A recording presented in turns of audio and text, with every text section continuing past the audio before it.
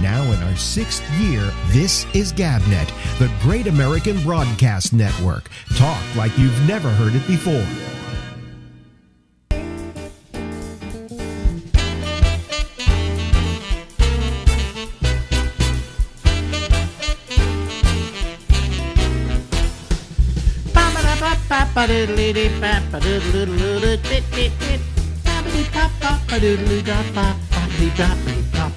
Hey! From New York City, the city's so nice. I can't even forget it. The city's so nice, they named it twice. This is Alex, and this is the Ramble. We'll be here until midnight tonight. Ladies and gentlemen, out in my favorite town in the United States is Larry Bubbles Brown. It's the town where I was born, San Francisco. The ruins of San Francisco. Yeah, I always felt proud being from San Francisco. You know? You were one of the few people that were actually born here. Well, I was one of the few people that was actually born there. And, to find a native of San Francisco is it's not rare, but I mean, it's certainly, most people, that's where most people moved, you know? So, and I just saw the, do you remember this? There was a pretty big earthquake here in 1957. I don't know if you remember that or not, but I saw some pictures and it was pretty good.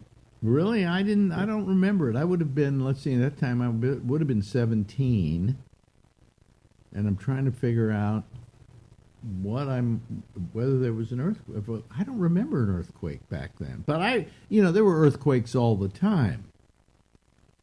Well, this was a really big one, and a couple of freeways, or not a freeway, but a road was just kind of devastated. And I saw pictures. I thought, wow, it was amazing. How far from San Francisco? It close, because most of the damage was done in San Francisco and Daly City. Really? I don't remember it, but then again, I don't remember anything. Who is this I'm talking to?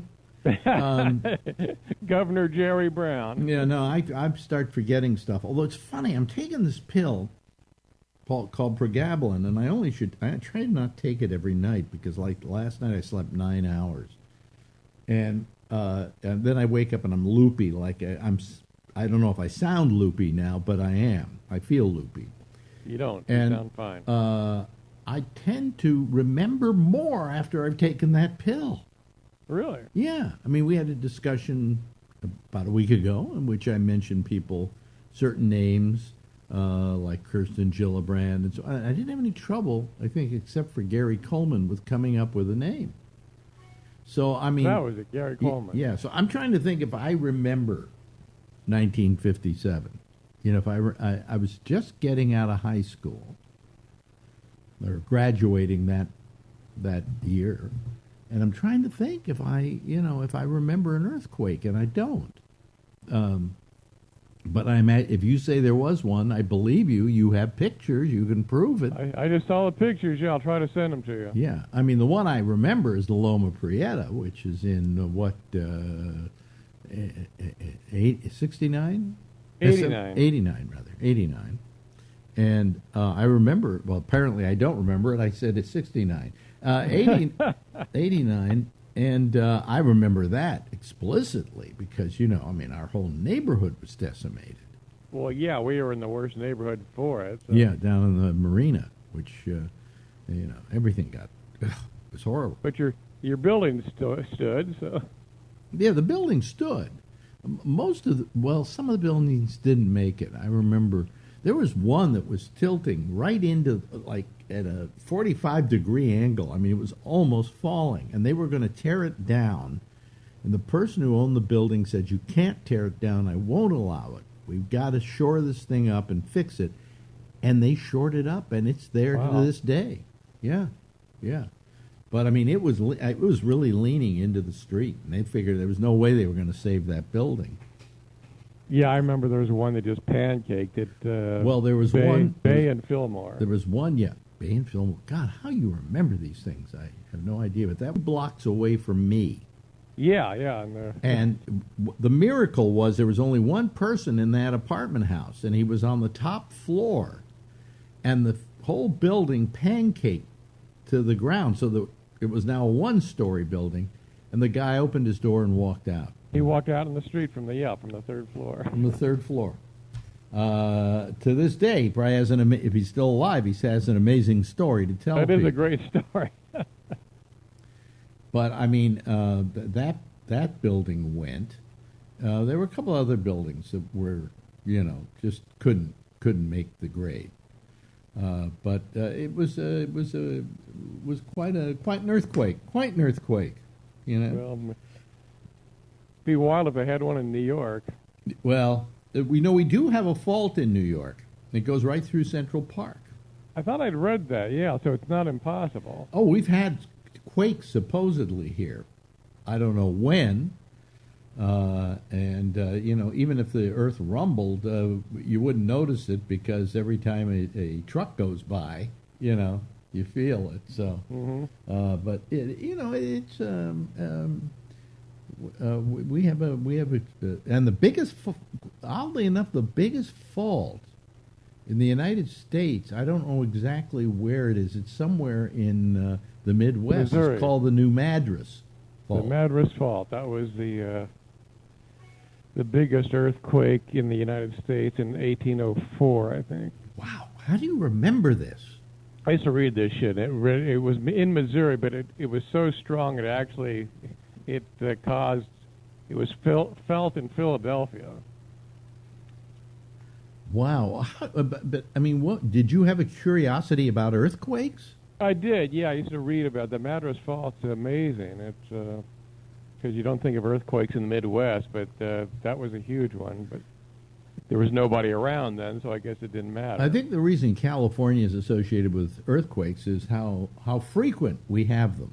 I mean, right. When's the last time you felt a quake in San Francisco? Well, a couple of weeks ago, a small one. Yeah, a very small one. And you go a little rumble, and you go, "Oh, earthquake." Yeah. After I do remember, I do remember after the Loma Prieta quake, the one in 1989, that it was so devastating. I mean, when I was driving when it hit, and I was going down a street. I was going down. I can't remember what street it was. You'd remember what street it was, but I went up the hill. And then I was coming down the hill, and then I felt something happening, so I put the brakes on, and the brakes weren't working. And the reason the brakes weren't working is, the brakes were working, but the car was bouncing down the street. I'd heard that was a weird feeling because the street was like rising up and down like a snake. Yeah, and I put on the brakes, and it wasn't stopping. I was still going down the street, but it was because I was literally being lifted and then pushed and then pushed and then pushed. And finally, we noticed that the overhead lines, because we still had it. I don't know if you have them now, but in those days we had overhead lines for the buses. Okay, because they were electric buses. And the lines were like swaying back and forth. And then we noticed people coming out into the street. They were literally pouring into the streets. And I said, I think we just had an earthquake. And this was my ex-girlfriend was with me. In fact, we had broken up, and then we just got together that night. And so we decided to go take a ride. What's the street? I'm trying to remember the street. Oh, boy. You remember where I lived, right? Yeah, so was it the main drag, or you weren't on Lombard, or? No, I was on Lombard. No, I was on North Point. I was on North Point, and the street over. God, this that one. Could have been Bay? No, it was the other one. The other one. The one that goes up over the hill. Oh, well. I can't remember the street. I could look it up, but I don't have the time right now. Anyway. So we turned around. We came back, and as we were coming back, my girlfriend says, "Look at that building over there." And she's pointing out her side of the driver's seat, and she says, "That building is kind of like got part of it is kind of falling off." And I said, "Yeah, but look at that building. It used to be there." and we suddenly realized that this is an earthquake. So we get down to my place at North Point, and on North Point, and we try. She tries to get out on her side of the car, and she can't because the curb is now, higher than the door. Right. So we had to get out of my side. And we just noticed that, the garage doors were opened and wedged because of the building's warping and so on. And it was we walked into my apartment house, and it was fine. The only thing was wrong with my apartment, a whole bookcase fell down and broke, okay? And there were some cracks in the wall. But outside of that, I had no damage, which was amazing, just amazing. So we were really, happy that we were okay. But it was. But then what happens after that is you start getting PTSD, I think, with the earthquake. And every time there's a slight rumble, you go running out the door. Oh, yeah. You remember that? Days of aftershocks after that. Yeah, we had lots of aftershocks. And I don't think we were without power for a few days. The marina, we were out for about a week, I think. Yeah. Yeah, but I mean, there was an aftershock. I remember that one. There was a big aftershock. Yeah. Yeah, I was driving out of. We were going to go over to Marin, so I was driving out of the marina. As I'm driving out, I turn and there's this whole building that's almost falling down, and I figured I'm going to get out and help, and I got out to see if there was any help. My girlfriend, who's always the bravest of the two of us, is going, let's go, we're all going to get killed. And I said, don't worry, we'll get over the bridge, don't worry. No, you can't go do that. So I didn't go help anybody. Okay, so I got back in the car and we drove over the bridge to my business manager's apartment. And I don't know if we stayed there or we came back, I can't remember now. But I do remember that when the marina was out of power and so on, and I would go sleep on other people's couches. I would drive over to my girlfriend's place and stay there, and then I would go to some other girlfriend's place and stay there, and then some other girlfriend's place and stay there. But it was gee, I mean, but I had this PTSD, every time I felt a little rumble. It was also it took a little courage to cross a bridge at that point, too, because you didn't know you're going to wind up in the bay. Well, we had these buses that rolled by my apartment, okay? And every time they would roll by the apartment, it would make the street rumble a little bit, okay? So, after how there's a sound in your neighborhood, and it's horrible when you first move into it, and then after a while you don't even notice it's there, because your mind has an ability to block out sounds. And so I was blocked out to this rumble of the bus. But once the earthquake happened, every time a bus went by, I went running for the door jamb. I mean, it was really something. If people haven't lived through a really good tumbler, what happened to you during that earthquake?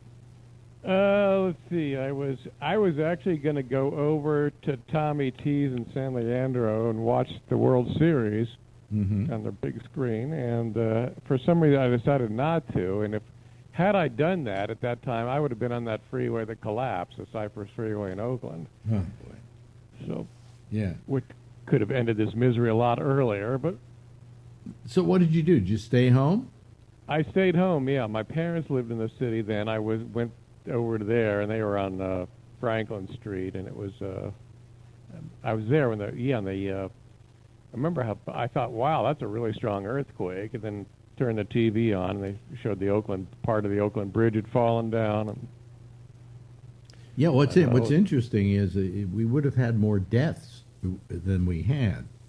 Everybody was home watching the ball game. Well, they're home watching the ball game, but also the ball game. It was a Bay Bridge series in which one team was the A's, Giants and A's, and the other one was the Giants. That day they were playing in the Giants Stadium, which was in San Francisco. No, Oakland. No, Oh, no, you're right. Giants. Giants. Candlestick. Yeah, Candlestick.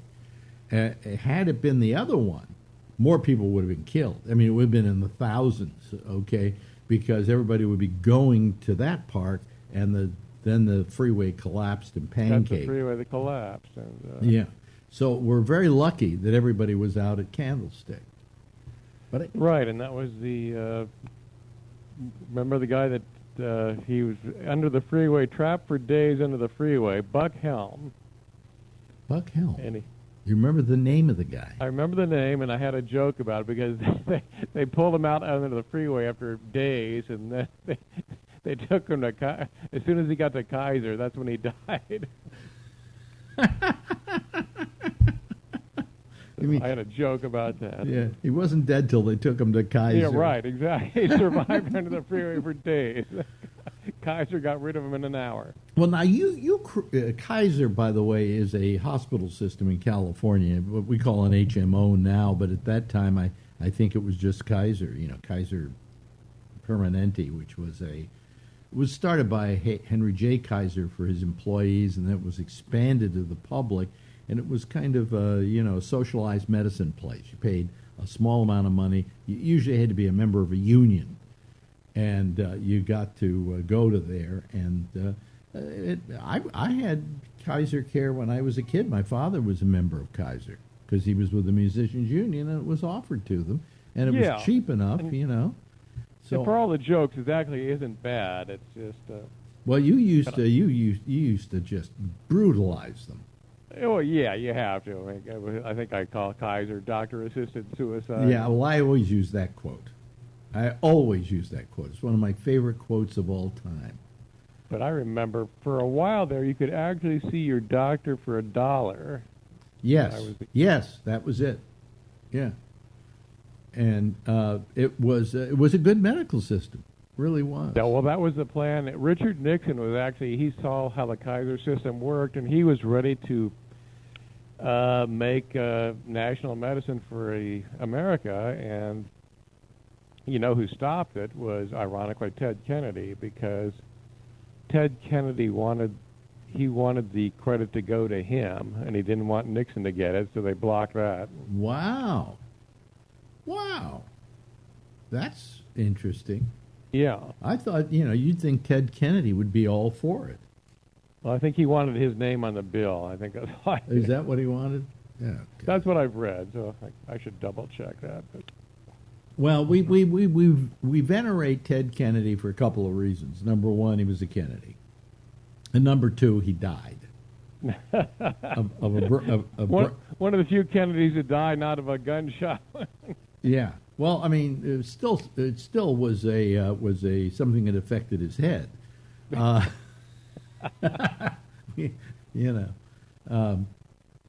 as opposed to being blown off, it was eaten from within. So but I don't know that he was that great a senator. He was just no. I think he was a little overrated. I think definitely not the brightest of the three Kennedy boys. Yeah, we tend to either hate or really love those senators who make a lot of noise. But the ones we should venerate are the ones who quietly go about doing their business and getting it done. Right, which he didn't. Yeah. So I don't know.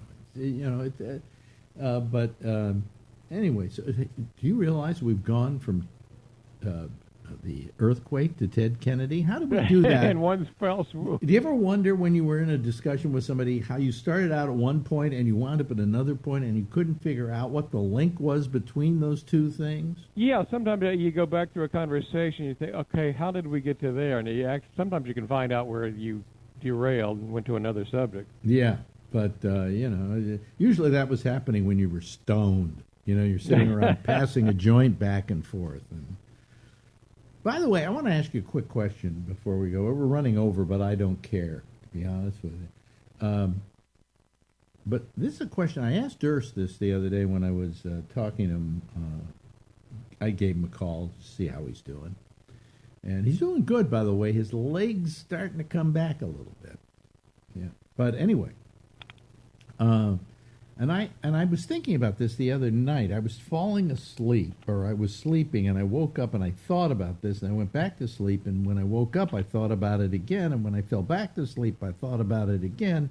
You know, one of those things you just keep thinking about every time you wake up, and it was this.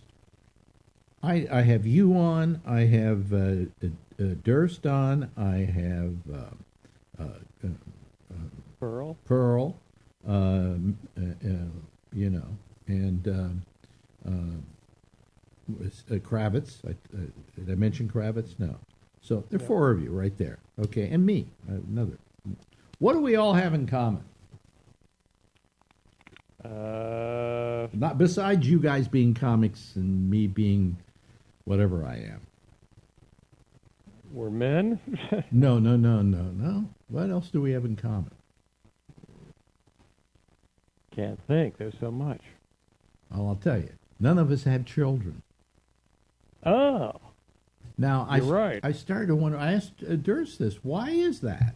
Do you have an answer for that? No. Why there are 4 comedians I have on this show alone. And you could probably name a lot of other comedians who don't have kids, too. Oh, many, yeah. Why? Because, you know, especially when the thing is, you get married, you have kids, you raise a family. Everybody likes to raise families. They're encouraged to raise families. What do we fight for in America? The American family. But why is it that among the comedy community, there are no people with kids? I think you can't. It's very hard to pursue comedy if you're trying to raise a kid. Why is it difficult? You got to devote all your time to the kid. Okay. Or you have to consider having the financial wherewithal to raise the kid. That too. That takes a fortune now. Yeah. So you don't have kids. You know. Right. But, I mean, I've always been capable of having children, and the women that I've been married to have been capable, except for Marjorie, because she's still going through menopause, and she's in her late 70s. But I never had kids, and I think it was I cared more about my career than having a family. Yeah, although I would say of all of us, I think you seem like you kind of wanted to have a kid. Well, I would have liked to have had a kid, but I never trusted were their mothers. You know, I didn't want to have a kid by a woman who would suddenly fight for custody. You know, I wanted a marriage that would last, so that kid would have an environment in which to be raised. I think I also didn't feel secure enough that I was making enough money and that I was secure enough in my position to not have to come home one day and say to my wife, "I just lost my job." You know, so. But I never had a kid consciously. My wife, Marjorie's, never had any kids, and she was fully capable of having children. I wasn't shooting blanks, you know. But I always made sure and was very careful that the woman I was having sex with was protected in some fashion. And, you know, most of them were taking the pill, so it wasn't a problem. But, geez, you know. I just wondered. It's an interesting question, isn't it? That is interesting. I do know a lot of comics that don't have kids. Yeah. Who do you know that doesn't have kids? Oh, God, practically all of them. Really? Yeah. How about Johnny Steele? Does he have any kids? No, never want a kid. Did Rob Schneider have any kids? Schneider does, yeah. He does, okay. All right. Anyway, you know, and of course I think Dana Carvey does, who you work with. Carvey's got 2 kids, yes. Yeah. So, that he actually took time off from his career to raise them, so I'd like to think it was maybe the Jewish comics, you know, like Pearl and Kravitz are Jewish, and Jewish families are noted for being small. Okay, so you know, but it's an interesting question. But listen, I got an even more interesting question. You want to say goodbye? Hey, thanks so much. We've gone overtime on you, but it's worth it. I think the world of you, Larry. I really do. The only reason I want to go back to San Francisco is to see you face to face, which I have. Well, we'll do it someday. In years. You know, I'm afraid to come out to San Francisco because I'm afraid I'll hate my hometown. You're going to be like Charlton Heston in Planet of the Apes coming back. My God, what have you done? Ladies and gentlemen, Larry Bubbles Brown. Thanks, Larry. Thanks, Alex. Okay, bye.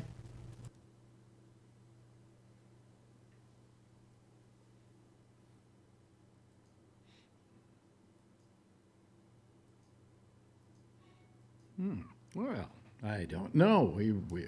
What happened to my sound? Well, oh, there we go. Now in our 6th year, this is GabNet, Yeah. the Great American Broadcast Network. Talk like you've never heard it before. That's right. Oh, yeah. Oh, yeah. Thanks, Larry. But everything's screwing up on me tonight. I'd just like it to go smooth. I was going into, what's his name? into Bubbles, and I hit another thing here, and it went, and then I hit Bubbles, and it's one thing after another. Then I just tried to go to get this stuff going, and now it's working. It wasn't going. See? Oh, well. Hi, everybody. Wait a minute. Hold on a second. Is she out there at all? Come on, Kathleen. Give us a call. You said you called bullshit on what I was saying about not having kids. Give me a call. Come on, you can't just say bullshit and then anonymously go off into the ether somewhere. No, you've gotta come through and say it. Wait a minute. Here we go. Another message from her. Whatever. Come on. I want to hear what you were referring to. I think I know what you might be referring to, but come on. I want to hear from you. Anyway, let's admit all these people here, and let's hope that also she calls as well. Let me see here. Who we got? Ooh, we got a lot of people here initially. We got Trucker Steve, and we got Polish Scott, and we've got Jeff, and we've got Alan, and we've got, let's see here, Charlie Wallace. Josh Wheeler should be calling. Where's Charlie Wallace here? There we go. There he is. And Kathleen, you better call. You can't just send me anonymous little text like that and then just disappear. Okay. No, I was just saying that, comics don't have a tendency to have kids. I don't know why. If they were Mexican, they would. Huh? And the reason I never had kids was, for the most part, because I never trusted that anybody I would have a kid with would last with me, And then what happens to the kid, And so it would have to be a matter of real trust. Now, someone who is not calling right now. I don't know why. Would be a person who knows the full backstory of that. Okay? So, Kathleen, call. Oh, here she comes. Oh, wait a minute. Hold on a second. Now, she'll be here in any second now. Bob Q. Kazoo. Oh, and there she is with that beautiful background. God, I hate you for living up there. That's terrible. Move your, move your face in there now. Come on, let's see your face. There we go. And move the camera down so we can see the whole face. No, not that. That's nice. That's a view. No. Go back to that view. That was nice. Yeah, that was a nice view. Yeah, it's a full moon tonight. Two of them. Didn't you know this was the night that GabNet got took off the air? No. What happened to her? Because she texted me while I was saying all those things, and then called bullshit on me, which I'm sorry. It's not bullshit. Oh, look who's there. Yeah, now you did it. No, you said you would say hi to everybody. Now say hi. There's right there. Say hi. There's a full-grown adult midget. There we go. You know something? She could be a midget who's like 18. Okay, say goodnight, everybody. Oh, she loves posing. She loves posing. Bye-bye. Yeah. And Now, wait a minute. Now, Kathleen, hello. Oh shit. Well, wait a minute. You sent me a text. It says bullshit. Uh-oh. What were you Well, referring yeah, to? because you said, well, I never trusted a woman to have my baby, blah, blah, blah, blah, blah. Bullshit. Well, you know it to be bullshit. Except for me. Come on. I know. Okay, because good. at one point we thought you were pregnant. Yeah. And how'd I react to it? I mean, far better. I was horrified, but you, I mean, oh my God. I thought it was great. Totally. The best way to do it is by accident. Yes. You know, not planning it. No. I think that if you said to me, "Let's plan having a kid," I'd go, "No way. No, I don't do that yet." But if you come to me and say you're pregnant, I'm going, Oh shit. well, at least I'm going to have a kid, so that's the bargain right there. And with somebody I like. I mean, I always liked Yeah. you. I never found anything wrong with you outside of the fact that you're batshit crazy. That's why she fits so well in the show. Yeah. Yeah. Yeah. But I mean, it was, I felt that, hey, I mean, even if you and I didn't stay together, Oh, I totally. always felt that you would keep the kid in my life and allow me to Yes. keep the kid in my life. Absolutely. And that's the important part. And I trusted Yes. you. You're one of the few people I've truly, totally trusted. Yeah. You and Marjorie, I trust Marjorie. Yes. You know. Oh, absolutely. She doesn't trust me, but I trust Marjorie. So, but it was a matter of trust. Yeah. I mean, and look at Brian here. Brian didn't have his first kid till he was what, 48? Yes. And Yeah. so I was married before. Yeah. I got married when we were together like 12 years, but I got married 2009. So I forget how many years it was, but anyways, we tried to have a kid. It could not have a kid. Went to the doctor. They said it was because of me, slow sperm, and all that stuff. And then, so when Tiffany and I were together, we said, well, let's try to have a kid later. Let's get a house first. And then it was by accident. So we were like, okay, well, we were going to plan it anyway. So good timing. Wait a minute. Now, when were you? Look at the beautiful daughter. And I was shocked that it was able to happen because I kept telling her, "Oh, don't worry, nothing's gonna happen. Nothing's gonna happen." And then My sperm don't make it to the finish line. they were taking a break for a while. No, but did she say? years. Did she say to you that? Did you tell her that you had slow sperm? And who told you that? The doctor Yeah, said you had because- How do slow you break the sperm. juice? Yeah, because she thought she was pregnant before, and I said, "Who else were you with?" It was with me. And then she wasn't. So she wasn't pregnant, but I told her the story and I told her everything. So And yeah, then it just kind of happened by accident, right? by accident, but we were planning it for later. And actually, when we got the house, it was like a couple months before she was born. So we technically did get the house before. So Yeah. Oh, well, it's terrific. You know, but look what you got. Look at that. Look at that monster. She's really, yeah. She's very cute. Yeah, well, she's going to be a heartbreaker. You know, she's just going to go around posing in front of everybody, being coy. You know. and I'll be hanging out with Alan and Phil at the gun range. Yeah, but no, you forget the gun range. You're going to school with the gun, and make sure she doesn't go out with me. Who was it? My dear friend I David. got mine polished up already. My friend, Kevin and I will hang out. my friend David Feldman used to have a line in his act that went, "When my daughter is of dating age, 35, you know." I mean, I don't know what it'd be like to have a daughter. Jeez, that would be scary.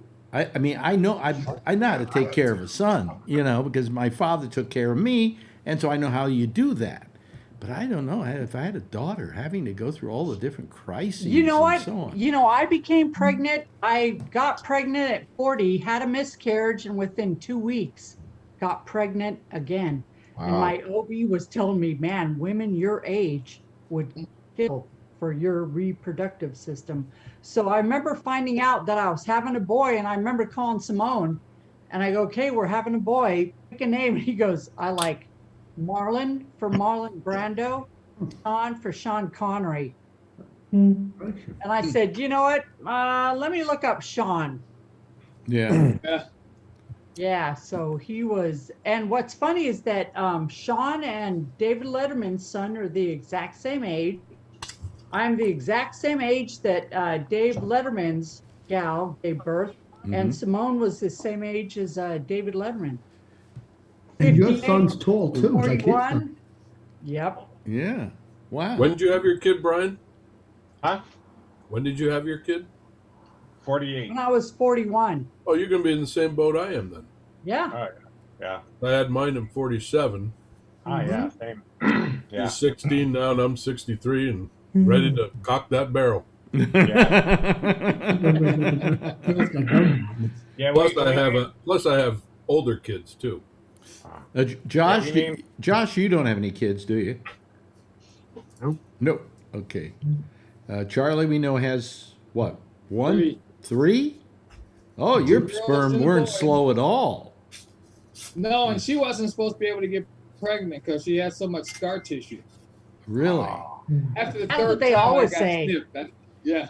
Well, every woman that I ever went out with wound up having scar tissue, but it had nothing to do with her reproductive system. Boom. I don't think they count the back of the throat, Alex.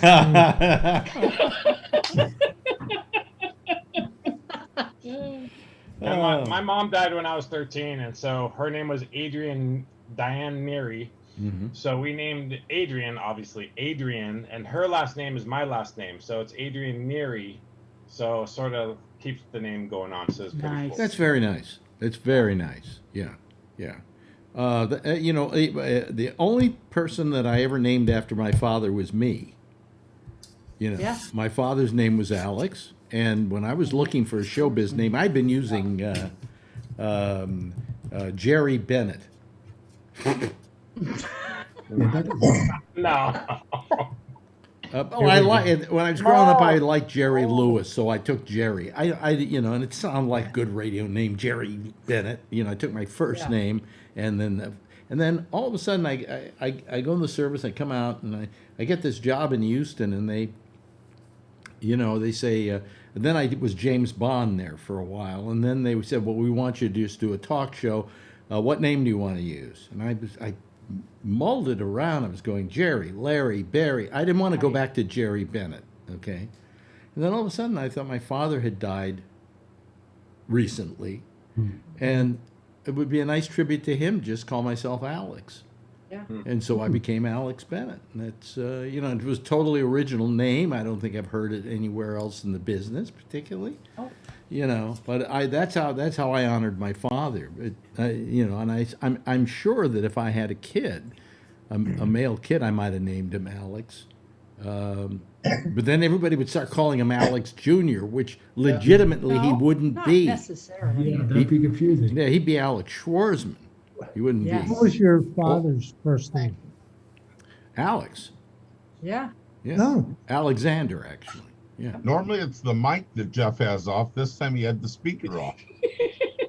I'm teasing you. Jeff. Oh We heard boy, you. here we go. We heard you. Yeah. Don't I'm black. teasing Hey, you. listen, don't go after my friend Jeff, okay? I protected him last time. We're getting together Yeah. soon, by the way. We're getting together soon. Alan's We're gonna one of have- my buddies. I got no problem. Yeah, we're gonna have lunch soon.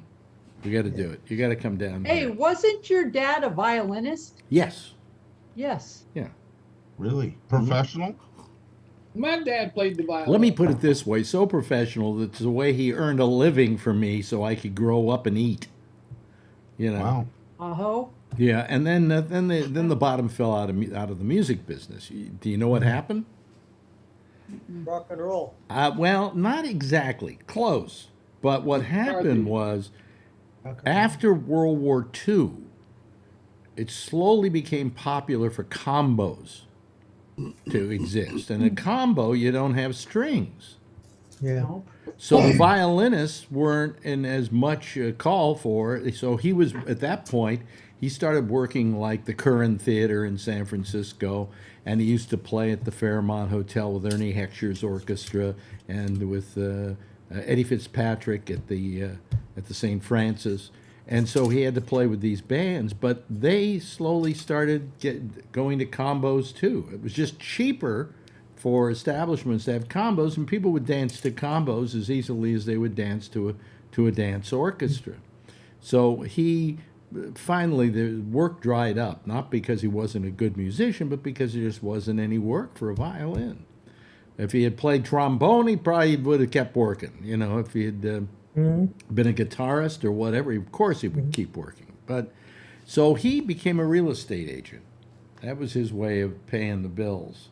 And then he became a, what do you call it? He became he was in at the Musicians Union. What do they call the job?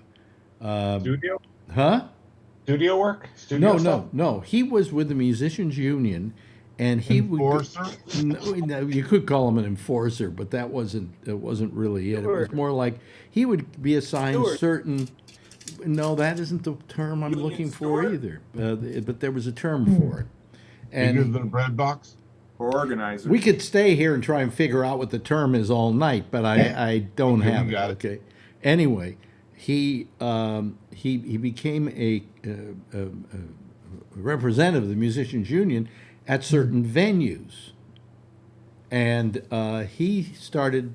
Because he was the new guy, they gave him all the places they didn't want to handle. And so they were things like the Fillmore Auditorium and the Matrix, and these were all rock and roll places where kids were coming up playing music, right? And so he was the union representative for these places. Stewart, Yeah. business agent. It's not called steward. No, steward is No, usually he was a business a agent. business agent. Okay. Yes. What, did you just look it up?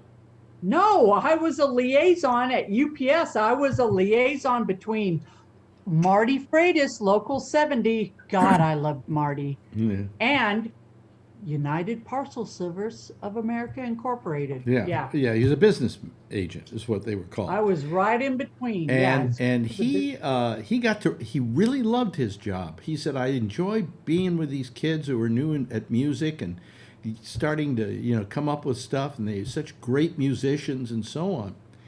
And there was a musician who couldn't play these clubs because the union wouldn't give him a card.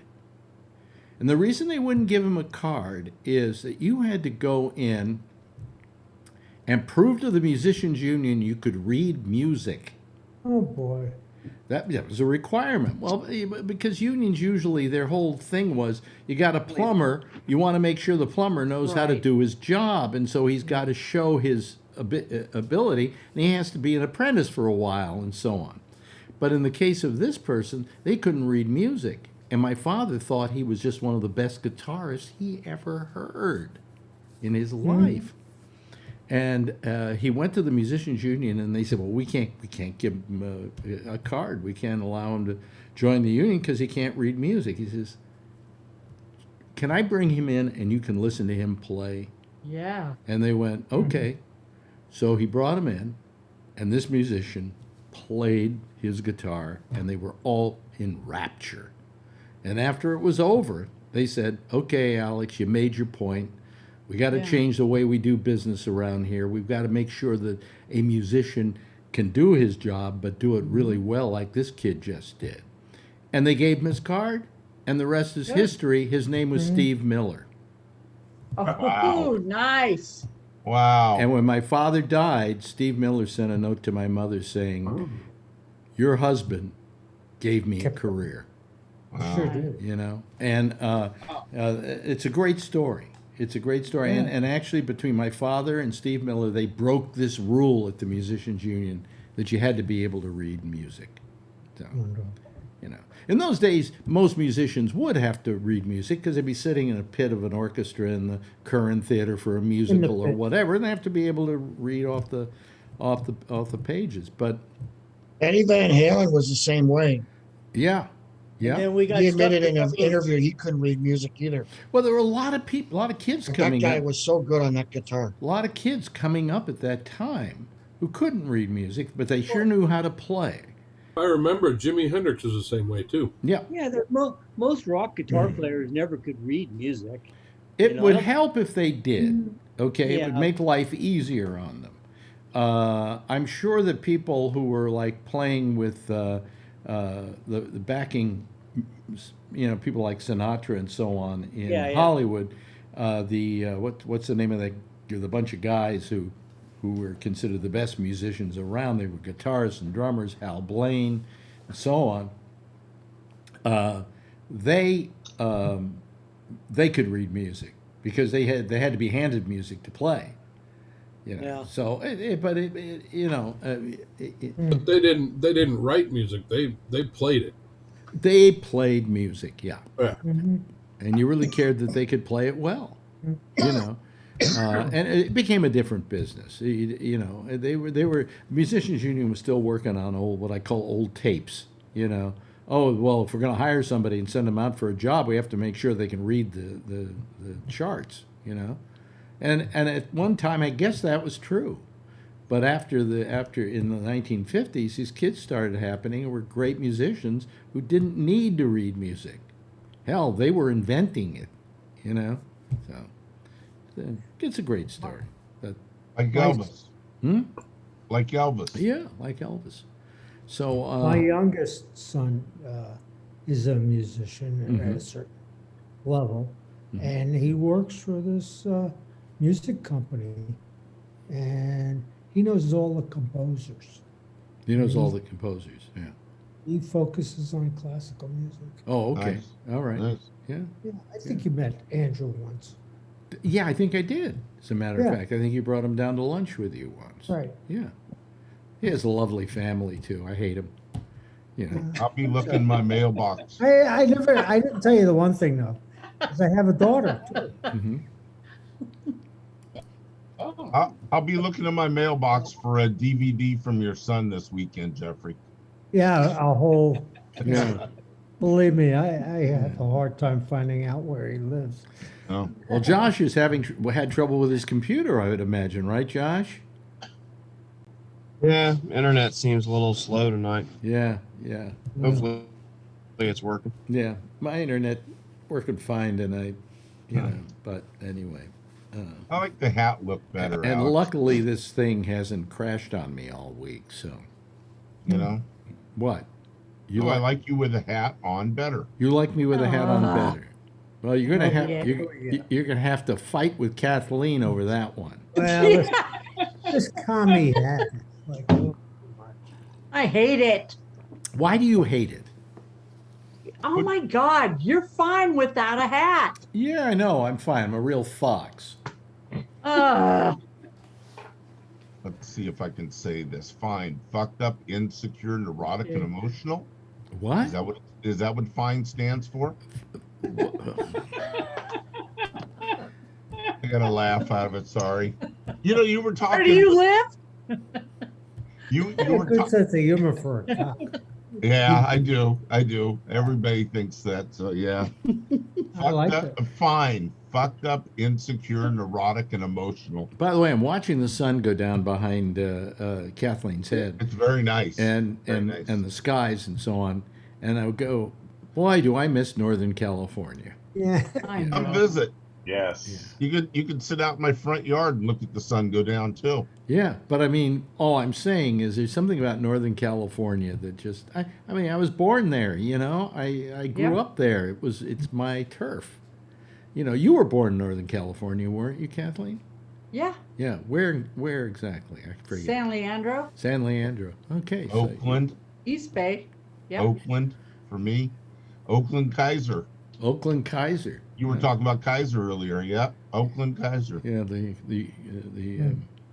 what is It's it? actually- the it's hospital. actually- The hospital that Bubbles refers to as doctor-assisted suicide. I know. Not There anymore. was no Kaiser when I was born. Yes, there was. Kaiser's good. You're now. younger Oh, than I am. there was a Kaiser when I was right after I was born. I mean, one of the first hospitals Yeah. I went to Yeah, as a you're kid. younger than me. Didn't the Kaiser have cars? Too? Yeah, well, here, what happened? You had Henry J.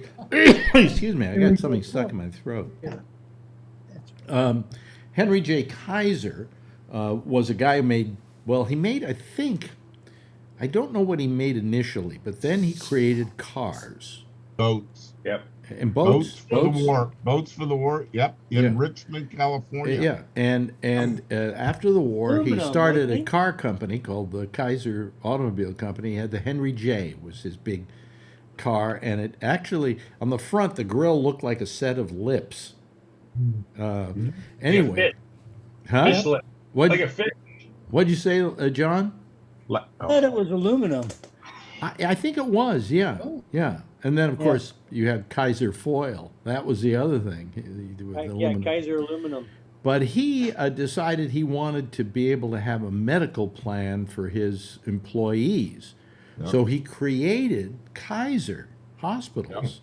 And he created a hospital for his people to go to. And it was Kaiser. And then they called it, I think later on, Kaiser Permanente.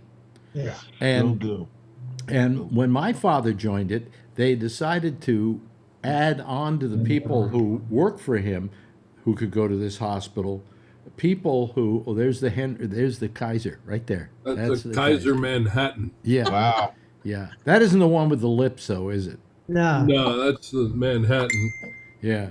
Is that in your backyard there, Kevin? No, that was a car show I was at 2 weeks ago. Nice. Next to my car.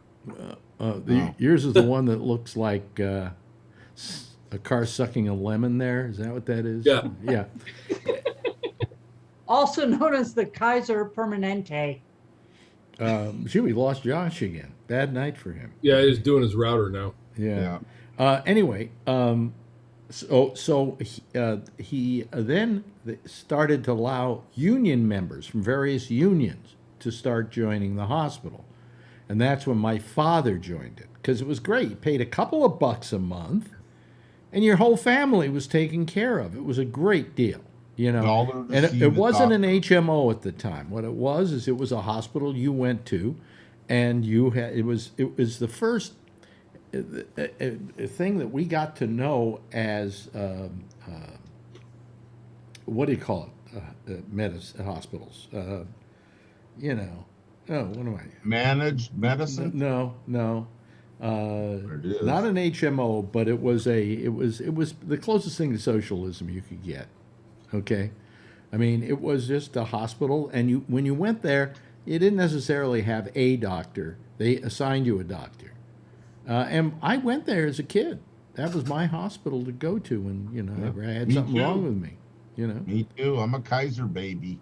Yeah, it was called socialized medicine. That's what the word I'm looking for.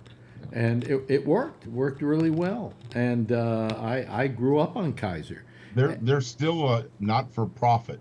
Are they still not for profit? Not for profit. Oh, Yep. okay. All right. Yeah. I have Kaiser. Wait Is a that minute. the car you stole, Jeffrey? No, Not me. move it into your. What is that, a Corvette? Move it into your camera just a little bit That's a more. Kaiser. There you go. Now move it over. See the lips on it? Go up. Let's No, see. go up so we can see it. See those lips in the front? Look at that. Yeah. Uh-huh. Yeah. Looks like a Could put some lipstick on it. It would look like Yeah, a pig. it had lips, which is terrific. It was great. Was it a good car? That's what I don't know. Didn't last very long. They weren't. Another car that was built in the Bay Area. Doors slid inside. Yeah, another car that was built in the Bay Area that's legend. It was the Tucker. Yes. Really? Yeah. Oh yeah. Wow. Yep. And when I was growing up, I knew about the Tucker, but the government pretty well put them out of business fast because the car companies didn't like what he was doing. Yep. They made cars safer. The headlight would move with the steering. Although it didn't really need to. That wasn't what was adopted. But I think he put seat belts in the cars. Seat belts. And I think he put foam on the dashboards Yep. and things like that. So, and they hated him. They only made 50 of them before Wasn't the there a government movie? shut him down. Are you talking about Tuckers? Yeah. Yeah. How much are those things worth today? Probably a lot if there's only 50.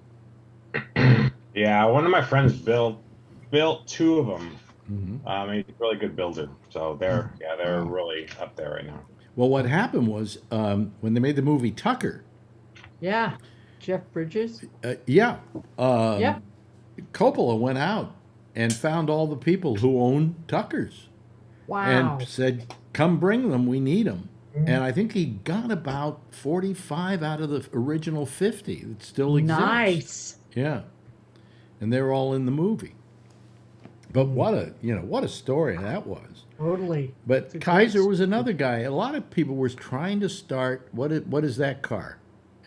That's what nobody will guess. That's a Porsche. Oh, DeLorean? That's a Saab. It's a what? A Saab. Oh, Saab. Yeah. That's where are we going? Yeah, that's my friend he built that Tucker. Yeah. There you go. There's a Tucker. Yeah. Right there. He just built that one a couple years ago. Beautiful. A little bit of custom. It wasn't all stock. He changed it up a little bit, but nice. Yeah. Right. Cool. Very nice. Very nice. I still like the 300ZX twin turbo. No, you mean the one I had? Yeah, I buried the speedometer in that. Did you? And it hit it when you guys Sure did. Not while I was in it. No, you were in New York. I remember calling you, and at first you were horrified. I said, "Man, I buried the speedometer," and how high was San Leandro, and I took my foot off the gas, and by the time I hit 60, I was in Fremont. And you go, "What the hell?" And then you said, "How did it drive?" Oh, as smooth as. Well, wait a minute. You actually got the speedometer to peg? Yes. How fast was that? The speedometer. How fast was that? Over 160. Oh, Jesus. Jeez. Well, I mean, if you'd killed yourself doing it, it would have been a spectacular car crash. No, I was working at UPS, so what was it, like 3 a.m? Nobody's on the road. You don't know. That's for the highway patrol. You don't know. No, all it takes is one. They would have. That's right. And if they caught you, they would have arrested you. And Man, then they it's would have. amazing. I got my degree in criminology with a minor in psychology. Well, Why? I don't know. Wait a minute. Car would have been impounded. My car would have been impounded. I was good for it. Come on. Let me just. Not if you got in an accident at that speed. Let me just say what. No. Turn it into a hammer. Let me say what, 30, 35 years later? Shame on you. Don't ever do that again. The problem is I Alex feel is so bad. Alex has never been in a car that's gone over 35. That's why he said that. Yeah, no. That was a good little car. That was a great car. Oh yeah. Yeah. One time, some guy, remember, we were on our way to Gary's, and we're on the freeway, and this guy, he and his dog. Gary's my and business I don't know manager. what we did to piss him off. And remember, he wanted us to pull over. He was pointing, and then he pulls over, and we take off. Of course. Yeah, well, no, our biggest hobby was getting people to have road rage, to get people in a state of road rage. And so I feel so bad. I honked at this guy, and he was like, did something, and I gave him the finger, Yes. right? And then he gives me the finger, and I go, pull over, Yeah. right? Right? So he pulls over, and I you just drive zip by. right by him. Yeah. There was the look on the dog's face. There was a dog in the car, and he's going, what the fuck's going on here? Don't pull over. Yeah. Is this the vet? The scary thing, Alex, is when you do that now, guns come out. Yeah, I know. I'm glad I don't live in Yeah. didn't do it in this day and age. Because we were howling. Yeah. It was so Yeah. And then one time we were at a hardware store, and remember, you would turn to me real quick, and I would flinch. I did. Yeah. Yeah. And these guys started. I said, "Oh, you said you wouldn't hit me in public," and all of a sudden these big guys are. These big guys are like giving him like he's like, "Tell him it's a joke." The fastest I was ever at in a car is 182 miles an hour, up 680. In the middle of the night there's nobody out. And the highway patrol had a hell of a time catching up with me. I think we went about 20 miles before he caught up with me. Now, Trucker Steve, you don't speed at all, do you? Maybe a little bit. It's not going to In my car? incriminate. I mean, in your car. In my truck, I can't. I know. I can only do 65 miles an hour because it's Governor. cut Oh, off wow. the speedometer. Yeah. Really? And in Ontario, trucks can only do 65. They got speed limiters. But In your own It personal sucks car. because when we go into the States, Mhm. we can only do 65, even though we go into a state like Wyoming or somewhere where the speed limits are now 80. Wow. Some states. Where do now you own the cab of your truck, right? You own the front part. What do they call it? I don't own it. Oh, no. you don't? Oh, okay. No, it's Actor. company truck. Oh, okay. All right. Yeah, but Assigned unit. your company has you on a log, right? Electronic log. Yeah. Yeah, so you got to go by their rules, right? hmm Yeah, so you got to stick to 65 by their rules.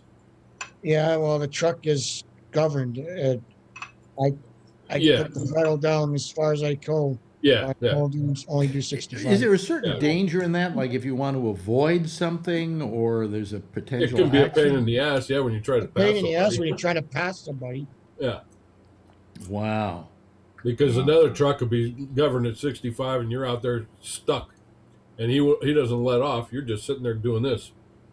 You know, I always had an attitude like most people have about truck drivers. Fuck those truck drivers. They're just plugging up the streets. And Yeah, no, we do. We say Right. fuck them four wheelers. Right. But anyway, when I went to work at SiriusXM actually, if anybody made it successful, it was the truckers in America who all were first adopters of SiriusXM because this was a kind of service which they could follow them wherever they went. Okay? Just think about this, Alex. Mm-hmm. If you got it, a truck brought it. Yeah. Yeah. But the point Yes. was, Period. I never had that fucking kind of true. attitude. I had a negative attitude about trucks and truckers until I went to work at SiriusXM and started talking to them and finding out about their lives and about what they do. And I came to really appreciate truckers. I mean, and what they do and the service that they provide for this country. You know, it's All we do is incredible. listen to you guys. Huh? What? All we do is listen to you guys. Yeah. And in fact, our most successful channel practically was the trucking channel that we had. You know, Stop doing that. but I I got wouldn't mind getting- truckers calling me, and I really got to like truckers and like trucking. I listen to KGO. I listen to I listen to baseball games all the time, all day long. Mm-hmm. I was on the road 12, 14 hours a day. What do you listen to in the truck, Steve? Ball games, hockey, Yeah. music, Sports. a lot of podcasts. Porn? Porn? I didn't have the internet. Yeah, like there's porn radio. Yeah, I didn't have the internet. Oh yeah, Sirius had the That'd be pretty Vivid boring. channel. They have a lot of oohing and awing. Ooh, ah, You know, I didn't have the internet. let me tell you something. I had women coming by and lifting their shirts up for me. hang on. Well, that happens all the time, right? Nothing wrong with that. Right, Steve? You have that happen, don't you? I've been moved a couple of times. Yeah, yeah. Here's the thing. Now I forgot what I was going to say. I had something that was. Oh yeah. For the longest time, I've kept saying, what can I do on our channel on GabNet on the 24/7 feed that we have? What could I do that would get people listening? And I figured maybe I would just go and take the audio track off of porn films. Sure. And just run them endlessly for a couple of nights, or around midnight Over at the night. weekend. At night, and see if it gets any real audience. I mean, there's nothing wrong with it because it's just people going fuck me, ooh ah, and fake orgasms, right? Right. But I'm wondering if that would draw an audience because this certainly isn't. What if somebody recognizes their voice as an actor and they go sue you? Well, I don't know if they can prove it, because what I was going to do is I wasn't going to take any scenes where there was exposition, shall we say, mainly because it's usually terrible anyway. Like It could be you singing like you do on your intro into the show, the and you could do that and just record it over every 4 minutes. no, that has nothing to do with I want to put porn audio up. I'm going to do it one night and see if all of a sudden by 6 o'clock in the morning everybody in the United States is listening to it. You know. You know what you should do? Put Phil's voice behind it. And this would. Can you imagine that walking into your house? This, by the way, would drive YouTube crazy if I simply put up a slide and ran it, because they'll go, well, was it porn? Well, it was from a porn film, but it was only audio. Is it against our? Do we have rules against that yet? They'll probably make a special rule, the Bennett rule. You know. Just make sure you remember Marjorie's phone number in case you only have one phone number to call. Hey, listen, I told you about the time that I put up a camera out my window in my guest room, and I ran it on Facebook as slow TV, and what I was showing was snow melting from a building across the street. Yep. And it was snow melting. I got about 1,000 views. Wow. I watched and it I'm for figuring, 2 hours. It was awesome. I come in here, I beat my brains out trying to do a show, right? I get 36 people watching right now, and I go, maybe in a day, if I'm lucky, a couple of hundred will watch it, okay? But I put up goddamn snow melting, and people are watching. You watched it, you say, right, Brian? Yeah, it was great. I was trying to do some meditation and trying to relax some stress from work, and it just put me in the mood. Yeah, I mean, I don't know what else I could do besides that's slow, but maybe paint drying. That may be the next big show I'm going to do. Yes, Alan. So somebody can play that in the background over a weekend, not be home. Nobody would break into the house. That could be a security feature. Put your teeth back in. Something like that. And somebody will say, do these people ever stop fucking? Yeah. Really? Yeah, you know. You don't want to break in while people are in the middle of sex. But then I was looking for audio from porn films. Not that I don't have a full supply of them. And I was listening to the audio on them, and a lot of them, the problem is it's like faking orgasms. And I don't want people to think it's like marriage. Okay. I want them to think it's something special. What do you laugh? We lost Kathleen on that one. What? You know what? I got a funny story about porn, Alex. About porn? A funny story? Yeah. Tony talking porn? Oh, it's not me. What happened is my father lost his job one time. So me and my mother watched General Hospital. So when I came home from school, I went to put the VCR on to get it ready to watch the day's episode. So we go to the episode, and what happens? It goes from channel 7 to channel 63. My father was home and says, Dad, what were you doing at 3 o'clock? No, I was cooking dinner. I says, yeah, look at our soap opera. It went from General Hospital to some dirty TV show. My mother started screaming, you son of a bitch, you're supposed to be cooking, you're watching dirty movies. And it was a good episode. We couldn't watch it. Which was a good episode? General Hospital or porn? We want to know what happened. And I says, oh my God, look at this. You saw the channel turn from 7 to 63. So I knew what he didn't realize that I was taping the show in there. So I knew what he did. I was like, lives. Yeah, I mean, it's like my mother was pissed that day. Wow. You son of a bitch. I used to, one time I was describing to my friend Penn Jillette. Second night in a row we've mentioned him. And Penn Jillette asked him the question. I said to him, the thing I hate about porn is that whenever I watch it, it's the same 5 guys fucking the same 10 girls. And his reply was, yeah, just like in high school. Speaking of that, the big porn, I don't know what you call him. He wasn't Ron Jeremy. Oh well, I'll never forget meeting Ron Jeremy. He just got arrested recently for something, for having underage minors, or I don't know. I can't remember what he was busted for, but he's going to be on trial for it. Yeah. It was like rape or something. Yeah. And he'll never work another day in porn. Thank God. I mean, yeah, really. That's sad. He was such a midget. I mean, remember, what was it? We went down to L.A. for Rage magazine. Yes. That was another Yes, a publication and we- that my friend Bruce David was the editor Yes. of that Larry Oh, Flint Bruce published. Yeah.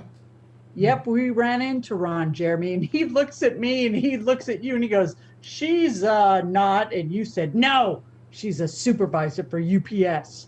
No, but here's the thing. Didn't we go around with Ron that night? Was that the night we went to? Oh yeah, it was. That was I Spa. mean, but you know what? No, I appreciated he was straight up. It was the night we went to Spago's, didn't we? Yes. Yes, and Yes. guess who tried to pick her up? Tony Do you Curtis. remember? Do you remember? Tony Curtis. You know the story. Tony Curtis. Yeah. I'm a faithful He comes listener. up. He comes over. He starts chatting her up. Yep. And I'm going, oh my God. Tony Curtis is trying to pick up my date. Okay. Yeah. You told us this Nice story try. one time, Yeah. Yeah. What do I win? Trying to pick. You should win a prize for that, for remembering. This was when he was like in his 70s, probably, though, right? Yeah. But anyway, about a year later, 2 together. years later, I interviewed him on the phone. And I said, Tony, I got a bone to pick with you. I said, I was out at Spago's one night with Al Goldstein, right? Yep. He was there, and Yes. Ron Jeremy. And we were having dinner, and you came over, and you tried to pick up my date. Yeah. He said, I did, huh? I said, yeah. He said, well, if I had another chance, I'd do it again. So anyway, that's the woman that Tony Curtis hit up on. Yep. You told us that story a couple months back, but we didn't see the woman. Yeah, well, that's I was the like, woman. I can heal the sick, but I cannot raise the dead. But Thank and you. Ron, the best part was Ron Jeremy at 3:00 in the morning out of the back of his car Yes. showing us his press clippings. Oh my God, how tacky. Yeah, I And then he know. brings out like this dildo, you know, like the Ron Jeremy dildo, and he hands it to me, and I look at it and I go, if swallowed induced vomiting, he snatches it back. He goes, does it really say that? I said, no, dude, I'm fucking with you. Oh, there's Jack Bishop. Hey there, heard you talking about porn, got my attention. Yeah. You might not remember this, Alex, but you and Ronnie took me to my first porn movie ever in Houston. Wow. Really? Yeah. Where? I For had your never 50th seen. birthday? Wait a minute. Where was the? I didn't know of any porn in Houston. Yeah, I'll never forget this. It was a By the way, those theater- eyes are those of Jack Bishop. Well, let me move my eyes. Oh, that's a lot better, Jack. All right. Now we can see more of you. Well, anyway, you took me to my first porn movie, Yeah. and you spoiled me from then on. I'll tell you what happened. Once I went to a porn movie with Al Goldstein. He wanted me to go with him to see the premiere of a male porn film, you know, a gay porn film. And so we went to it together. And I just, I'd never seen one. And I found it very interesting. I mean, guys having sex with guys. There's no stopping that, okay? These guys were just going at, and it was really rough and it was tough. This was in Dallas? No, this was in New York. It was rough and tough and gritty and greasy and everything. And I said, okay, I get the idea of what gay porn is like. Now, a couple of weeks later, Al writes a review of the movie. And he said, I brought Alex Bennett with me, and I couldn't have him keep his hands off my dick.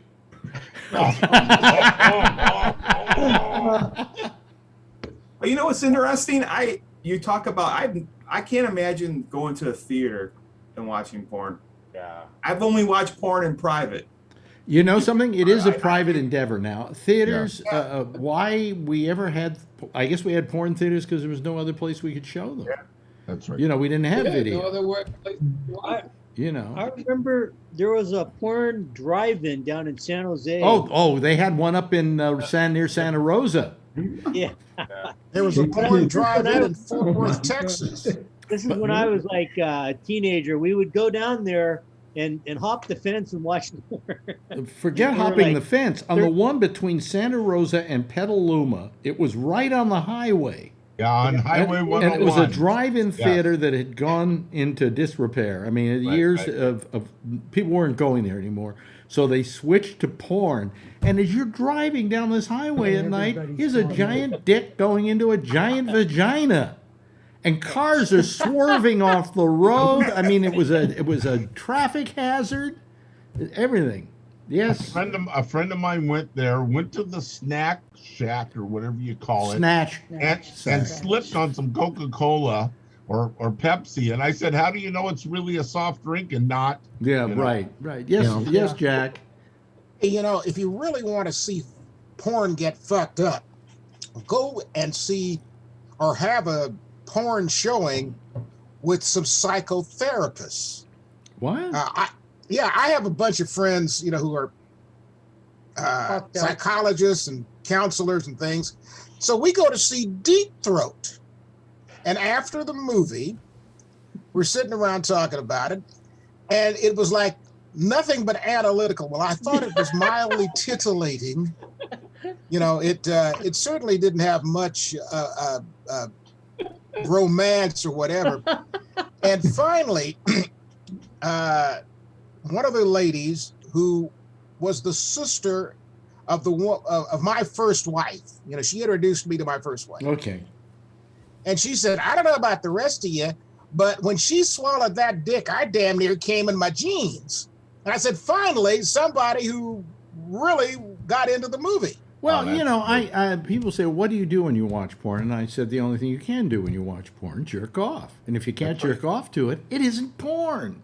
You know, that's the reason it exists. It doesn't exist because, oh, I want to have good theater, good cinema making. You know, no. You wanted something that's gonna, you know, curl your toes. Yeah, you're not watching porn for the quality of the script writing. If you can't come to it, it isn't porn. Okay? That's right. So I don't understand. I never understood strip clubs. You go in there, you pay. Oh, that's the worst. That's the worst. Oh, it is. You pay like $30 to get in, $10 a drink. Your buddy buys you a lap dance for $50. The girl runs up and down, 50, and you walk out and you haven't had an orgasm, and you're like going nuts. Well, no. Here's what happened. I had a friend. His name was Paul Montgomery, and he was the head of Play Incorporated, and he loved nothing more than to go to strip joints, to go to these these places, and he loved nothing more than to drag me along with him, so that we could have a little male bonding. So I figured, what the hell, I'll go. And he goes, you want a lap dance? They were $20 a piece, by the way, not 50. $20 a piece. Okay. And I said, not particularly. He said, come on. So he gives a stripper $20, and now she sits on me and starts grinding away and blowing in my ear. And I'm going, this is a senseless exercise. Because what am I supposed to do? Grab her tits? No, they'll throw me out of the place. Yeah. Grab her pussy? No, they'll throw me out of the place. Right. What am I supposed to come in my pants? Well, that wouldn't be nice. What am I supposed to do? And that's the point. What are you supposed to do? I don't understand why people spend all that money. I really don't, because it's frustrating. He bought me out hornier than you were. He bought me about $100 worth of dancers. The purpose of that is so you can walk out of the club with the worst case of blue balls ever recorded. Absolutely. Well, I did right by him. I took him to my friend Dennis Hoff's Moonlight Bunny Ranch. Yes. And he went in there, and I asked him afterwards. I said, "What happened?" I said, "Did you get laid?" He said, "No." I said, "Why?" He said, "I just wanted to talk to her." And I said, why'd you want to talk to her? You didn't want to have sex with her? He says, no, it's not about the sex. It's about the power. And I thought about that. I had a friend who owned a massage parlor. Yeah. And he and I were buddies for a number of years. And I got to be friends with some of the girls. Mm-hmm. Yeah. And they'd sit around and talk about their kids in school, their relationships with men outside of the parlor. And there was one lady. Be very careful of the story you're telling right now. Adrian just came in. There was one lady who was in her 50s. and she was working the parlor to get her son through college. Mm-hmm. It was, it was a very humanizing experience, just like the intersection. Notice that segue, Ben. Just like the intersection is going to be. Oh, I'm jerking off now. In about 5 minutes. Okay. Catch you later. Okay. Bye, Jack. Bye, Alex. Yeah, I'm his whore. He comes in here and uses me every night at this time. I'm so ashamed of myself. This is like Cuomo and Don Lemon. You get the little crossover, and Yeah. Which Cuomo though? Oh, that Cuomo. You're Cuomo, and he's Don Lemon. By the way, we're going to I think on May 7th, 75% capacity at restaurants. Did Cuomo get charged with anybody else lately? Because usually the only time he raises the amount of people you're going to have in there is... So many, I'm losing track though. Yeah, right. Oh, Take a look. Look who we got here now. Now we got the whole family coming here. There's find out what there's the midget, and there's the one. Look at that! Look at that! Look at that! This is you were such a lucky man. Absolutely. She comes rushing in the room, and then when you're on, she stops. Oh, you got to go back and watch the video. She was sneaking around behind you just now. There she is. Look that little head. She's kind of like a video version of Where's Waldo.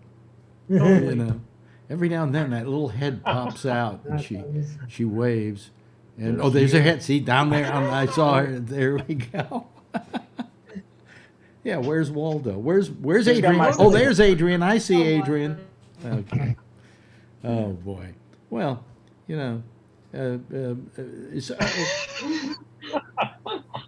times have changed. I mean, there was a time when people got arrested for that sort of thing. I remember the Deep Throat trials here in New York State. Yeah. Do you know it was found guilty in New York City? Really? But upstate, way upstate, like Saratoga, someplace like that, which is out in the rural part of the state, it was found not guilty. That's what I always found very strange, But do you have porn up your way, Trucker Steve?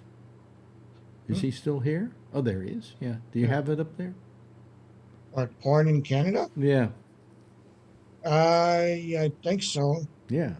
Used to have. I think there's companies in Quebec. Used to have a TV show called The Baby Blue Movie. Yeah. Yeah. You were talking earlier to your earlier guest about JFK. Yeah. And he would have never made a good. Well, sorry, it's a little loud. He would have, JFK would have never made a good boxer.